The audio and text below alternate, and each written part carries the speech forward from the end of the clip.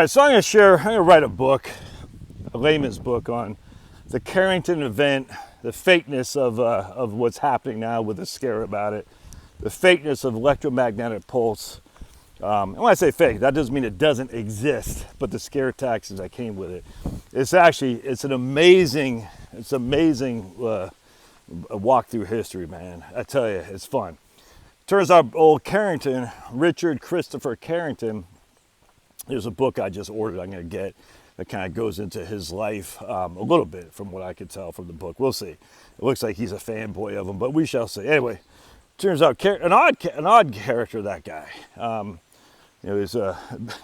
His dad was a brewer, made beer, and somehow he got into Cambridge or Oxford or something like that, and a couple years later he became part of the Royal Academic of Sciences or something like that. Again, there'll be more to this later, but I just think, that's kind of weird, that jump from his dad being a brewer to becoming on the Royal Academy of Sciences. There's a lot of interesting stuff, but I'm telling you, it's interesting. All right, so he married some chick who apparently had a lover. It doesn't sound like she was married to this guy. She may have been, and so I guess Carrington knew this dude who was shacking up with this girl. And somehow, I guess Carrington waved a wad of money in front of her because she left him to marry Carrington. All right, that's freaking still another guy's chick, dude. That's wrong. But if he was just a laborer, and Carrington had the cash and the support of the crown because he was such a scientist, even though his dad was a brewer.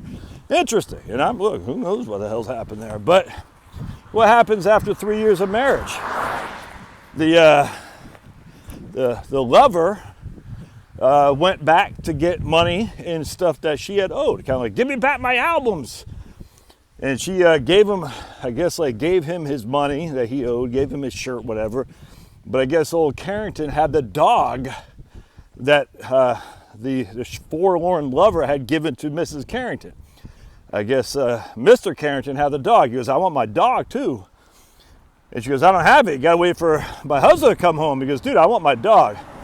Well, one thing leads to another, and apparently he tries to stab her to death. Supposedly. Very interesting, isn't it? He tries to kill her. Now she survives, and then he tried to kill himself. And I can't remember what happened in his sentence or whatnot. They have the whole trial in various English, I think it's Sussex, but I'm not sure, newspapers, and you can read it. This wasn't the purpose of my research in Carrington, so I kind of brushed that over for a little bit because I wasn't that interested right now. I might be later. But anyway, so he doesn't kill himself. She survives. Right? And then in 1875, she dies in her sleep. So in 1875, Carrington had given her, supposedly frequently gave her, 10 grains of, I forgot what it was, off the top of my head, I can't remember, of something. Apparently it's non-lethal, according to the doctor who did the autopsy. And she just one day didn't wake up. Nothing strange about that. Apparently she was having some headaches or something like that.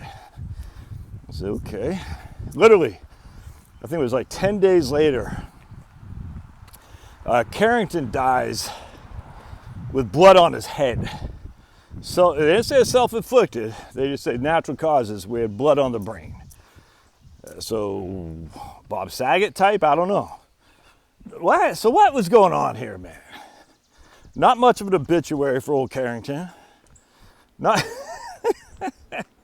Denise, if you're out there, you know who I'm talking about, North Carolina Denise. You should do some research on it. Richard Christopher Carrington. Some just call him Christopher Carrington. I've seen that a little bit. All right, so now Carrington's dead. His mom is the executrix of the will, the testator, that he had written in 1873, which is 2 years before his wife died. And in his will, he said, leave everything to the Royal Academy of Sciences. Don't leave anything to my wife. Don't give me a don't do anything with my death. Basically just throw me in the ground. Have no memorial, no monument, nothing. Very, very. Don't change my shirt. Don't shave me. Just basically throw me in the ground. But again, everything he had was going to go to the Royal Academy of Sciences, not his wife, who was still alive when he wrote the will. All right, so obviously, either she was cheating on him with somebody, I don't know, or he's just a scumbag and wants to disinherit his wife, I don't know.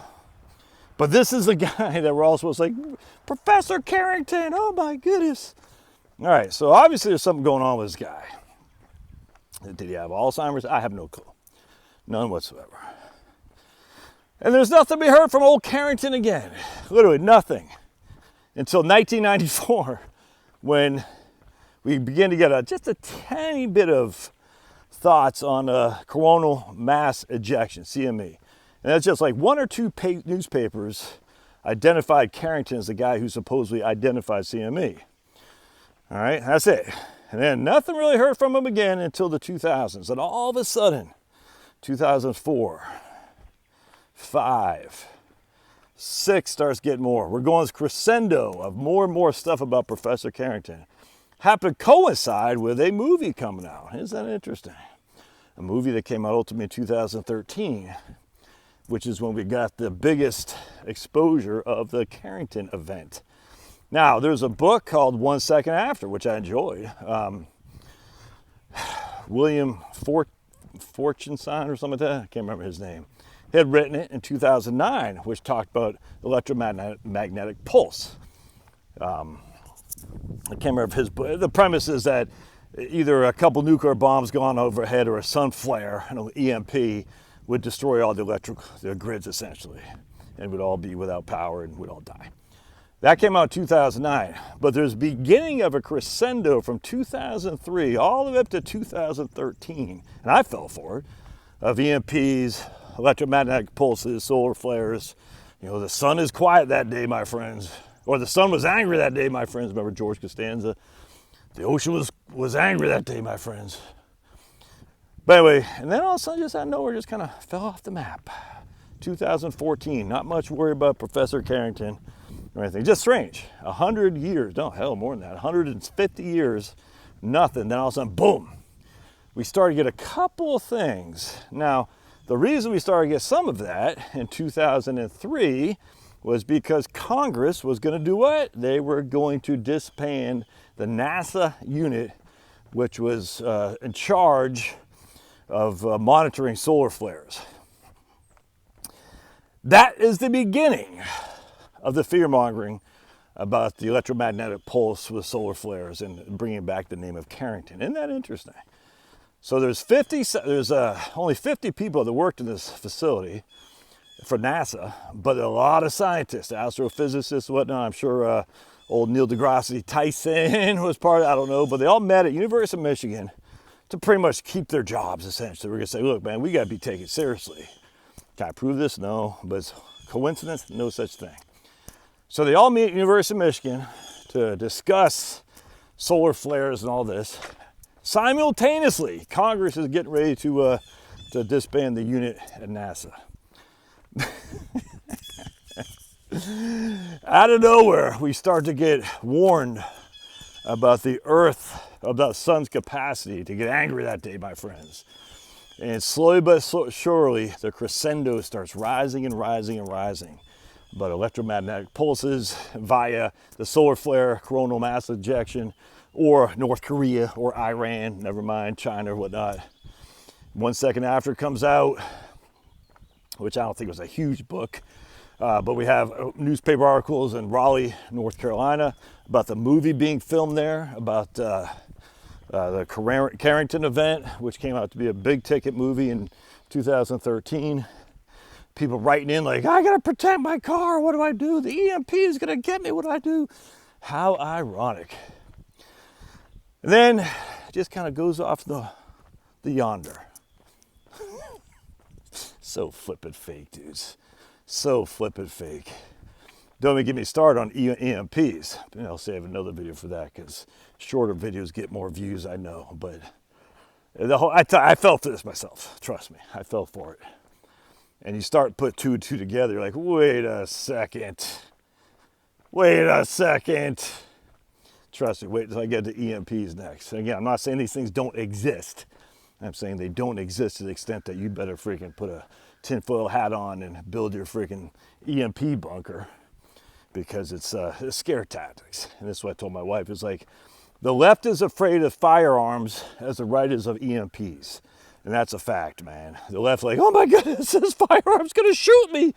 Firearm's an inanimate object. It cannot shoot you. It needs, the trigger needs to be pulled or squeezed. I forgot what they say in the Army, I just can't remember. Squeeze the trigger, pull the trigger, squeeze the trigger, I think. EMP's gonna kill me, that's what the right says. Yeah, okay. I mean, you can believe that. It's more likely, I don't know how to say more likely. It's you know, a firearm can't just shoot itself. An EMP could happen. I mean, it has happened. Don't you know about Quebec, Josh, in 1989? Oh, wow. Don't you know about this? What was the other one? Quebec in 1989. And there's another one too. Off the top of my head, I can't remember. Small potato stuff there. So, yeah, could have happened, sure. The likelihood is not very high. In fact, incredibly rare.